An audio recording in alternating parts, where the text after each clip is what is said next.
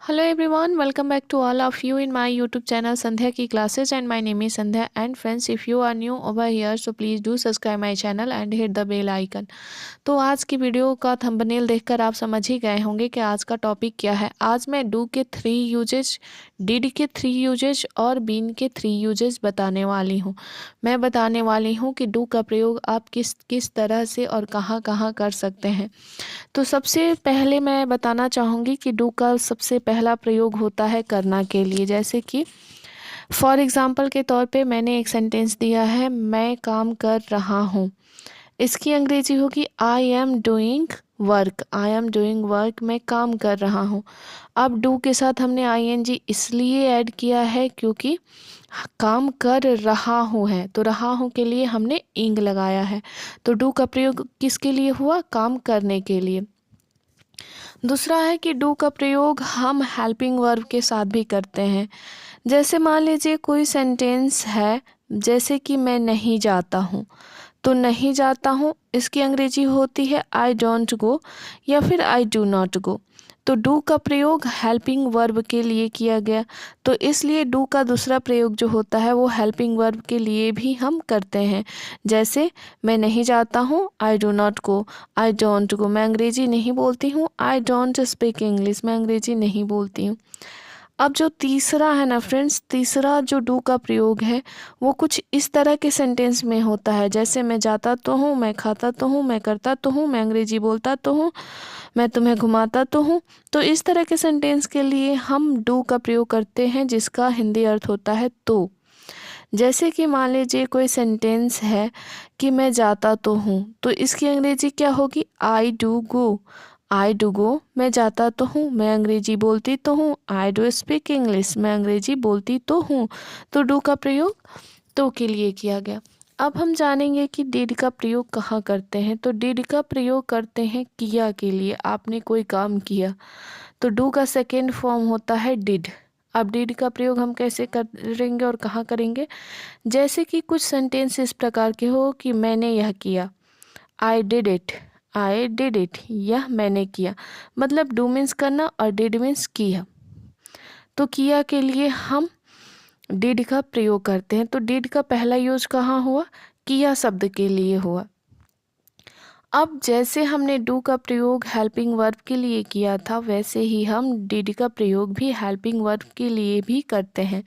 तो डिड का दूसरा यूजेज जो हुआ ना वो कुछ इस तरह से किया जाता है। जैसे मान लीजिए कोई सेंटेंस है जिसमें है कि मैं नहीं गया, तो यहाँ डिड हेल्पिंग वर्ब के लिए हमने यूज़ किया है आई डिडंट गो।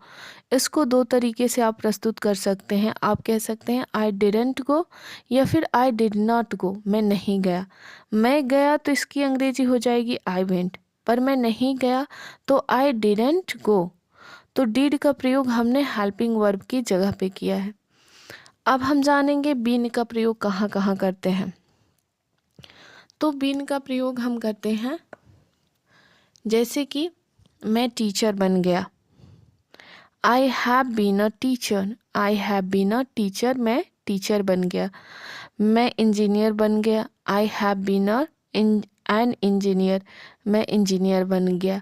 मैं गायक बन गया, I have been a singer, मैं गायक बन गया। तो जब भी कुछ इस तरह के सेंटेंस हो तो वहाँ आप बीन का प्रयोग कुछ इस तरह से कर सकते हैं। डिड, अब बीन का दूसरा अर्थ होता है होना। होना, जैसे कि वह अमेरिका में था, वह अमेरिका में है, उसकी प्रस्तुति बताई जा रही है अमेरिका की। तो बीन का जो दूसरा यूज होता है ना वो इस तरह के सेंटेंस के लिए होता है। जैसे वह अमेरिका में था, he had been in America. He had been in America, वह अमेरिका में था। या फिर वह अमेरिका में है, he has been in America, वह अमेरिका में है। तो जब भी कुछ इस तरह के सेंटेंस आए तो वहाँ पर भी हम बीन का यूज करते हैं। तो ये था हमारे बीन का सेकंड यूज। अब हम जानेंगे कि बीन का यूज और कहाँ कहाँ पे होता है। तो हमने डू के 3 यूजेस सीखे, डिड के 3 यूजेस सीखे और सबसे लास्ट टॉपिक था जो बीन था। बीन के भी 3 प्रयोग हम सीखेंगे। सबसे लास्ट टॉपिक है बीन का।